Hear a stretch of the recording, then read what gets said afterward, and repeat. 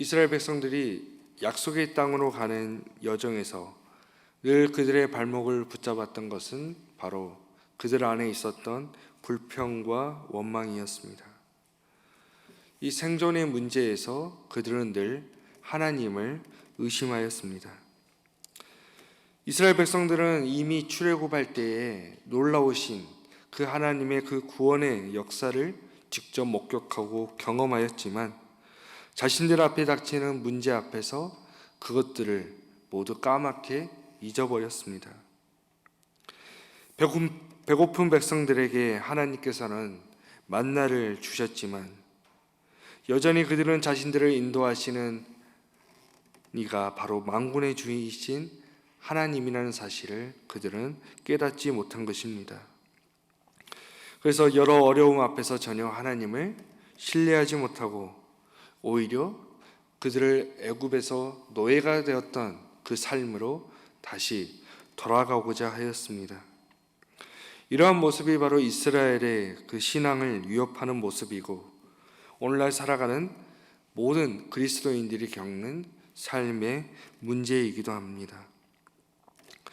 아무리 이스라엘 백성들이 이 믿음의 그 행진길에 올라섰지만 그 마음이 함께하지 않았기 때문에 늘 문제 앞에서 돌아서고 하나님을 원망하며 의심한 것입니다.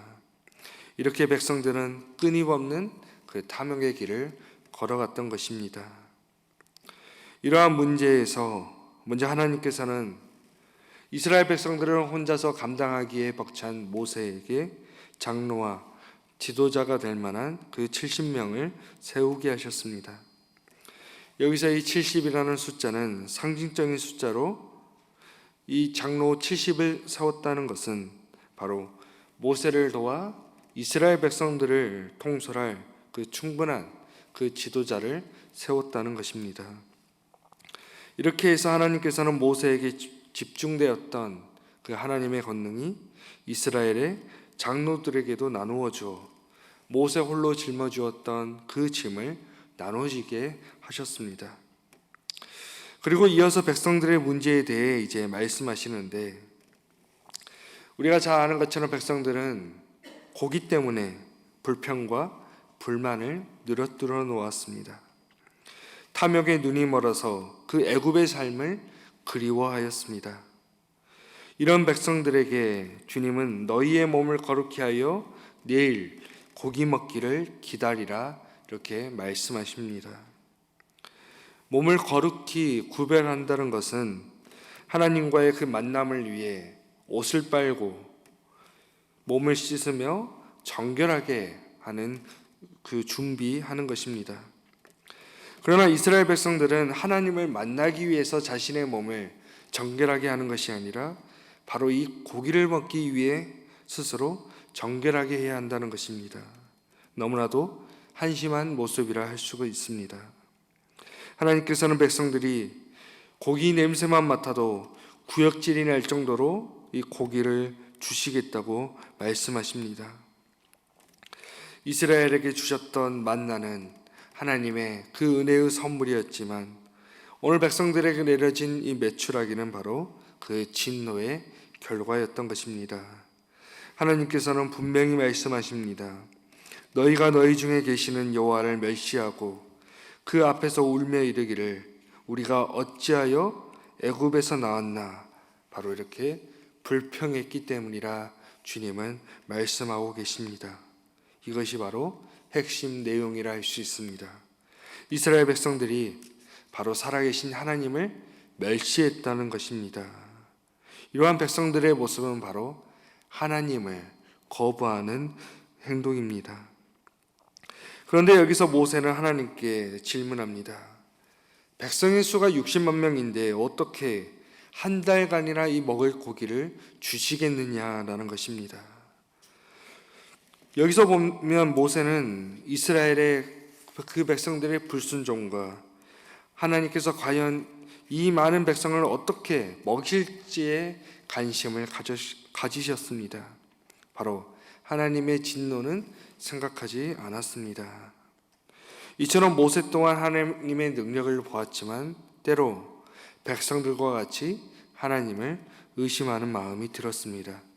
이런 모세에게 하나님께서 말씀하십니다. 우리 23절 말씀 함께 읽겠습니다. 여호와께서 모세에게 이르시되 여호와의 손이 짧느냐 네가 이제 내 말이 내게 응하는 여부를 보리라. 아멘.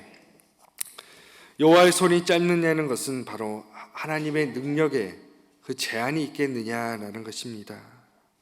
그래서 하나님의 손은 하나님의 힘과 능력을 나타내고 있습니다. 그래서 모세에게 하나님의 말씀이 어떻게 이루어지는지를 보리라고 이렇게 말씀하십니다. 오늘 본문은 이 두 가지의 하나님의 응답을 보여주고 있습니다. 먼저는 이 모세의 요청에 대한 응답으로 하나님께서 장로 70인을 이제 세우신 것입니다. 그래서 70인을 모아 장막에 둘러 세우게 하셨습니다. 이때 하나님께서 구름 가운데에 강림하셔서 모세에게 임한 영을 이 70인의 장로에게도 똑같이 임하게 하셨습니다.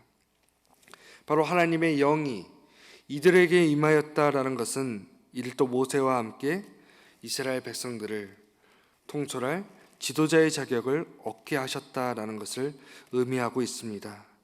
그리고 하나님의 영이 이들에게 임하였을 때에 그들은 잠시 동안이나 예언을 하였습니다. 바로 이들이 예언을 했다는 것은 하나님의 영을 받아 주님이 뜻하시고 계획하신 것을 성취할 수 있는 능력을 받았다라는 것입니다.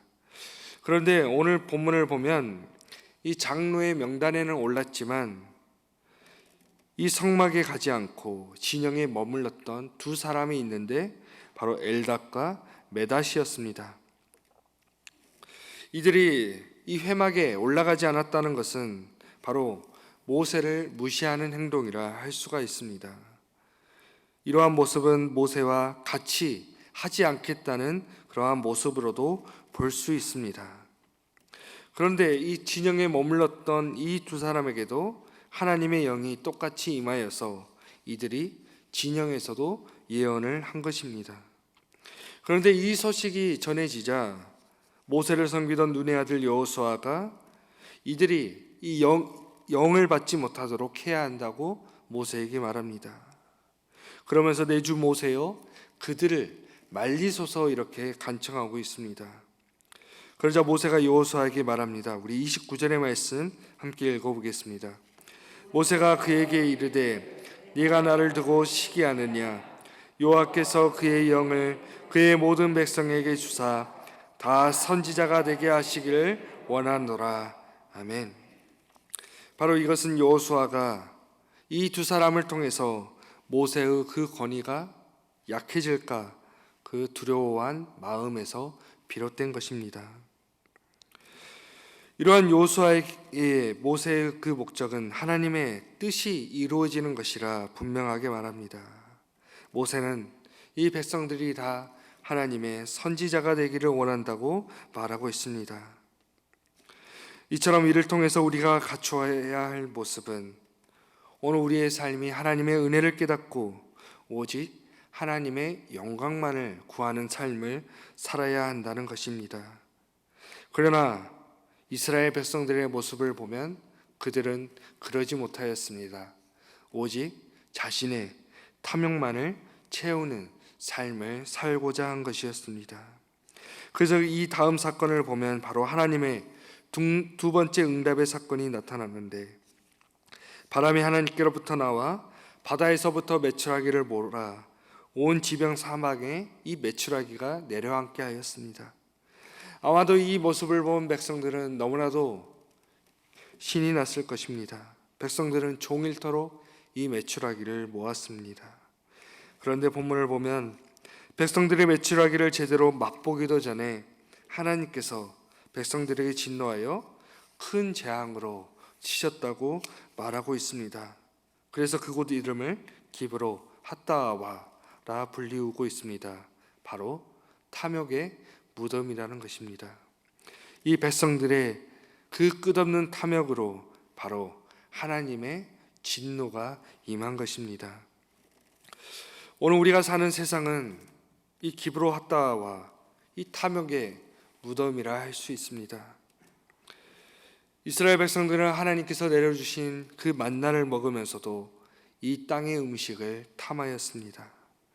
이는 하나님께서 지정해 주신 삶의 그 방식을 따르지 않고 자신들이 원하는 삶을 살고자 하는 그 마음을 나타내는 것입니다. 야고보서 1장 15절은 우리에게 이렇게 말씀하고 있습니다.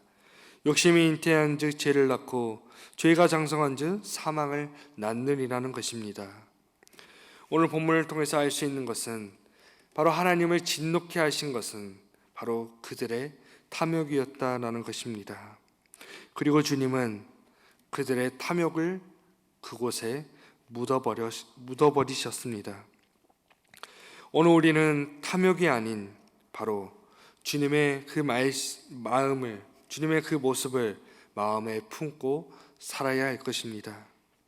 만약 오늘 우리가 탐욕으로 가득한 삶을 살아간다면 지금 내가 살고 있는 곳이 바로 기브로 핫다와가 될 것입니다.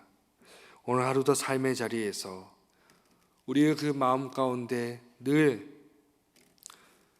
꿈틀거리는 그 탐욕을 묻어버리고 오직 하나님께서 정하신 삶의 방식을 따라 오직 주님의 뜻만을 구하고 주님께 영광을 돌리는 그 삶만을 사시는 우리 정읍중앙교회 성도님들이 되시기를 주님의 이름으로 간절히 축원합니다.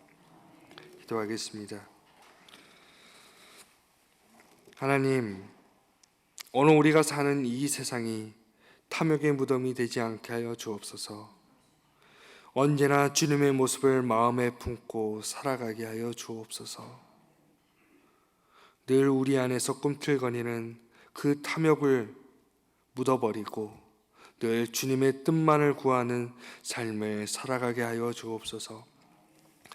이 시간 주님이 맡기신 사명을 위해 그 각자의 삶의 자리에서 복음을 전하는 선교사님들과 또한 지금도 주님을 알지 못하고 살아가는 그 영혼들을 위해 기도합니다. 늘 언제나 주님께서 함께 하셔서 그 선교 사역을 돌봐주시고 인도하여 주옵소서. 많은 영혼들이 주님 앞으로 돌아와 주님께 엎드려 오직 주님만을 경배하게 하여 주옵소서. 이 시간 정읍중앙교회 위에 세우신 우리 담임 목사님을 위해 기도합니다. 늘 언제나 영육간에 강건케 하여 주시고 또한 선포되어지는 그 말씀을 통해서 오늘 우리 교우들이 새 힘을 얻게 하여 주옵소서. 또한 많은 사역 가운데 항상 지치지 않게 하여 주시고 늘 그 사역마다 풍성한 열매를 맺게 하여 주옵소서. 주 예수 그리스도의 은혜와 하나님의 사랑과 성령님의 사귐이 탐욕을 버리고 주님이 정하신 그 삶의 방식을 따라 살아가는 성도들에게 지금부터 영원토록 함께 하시기를 간절히 축원하옵나이다. 아멘.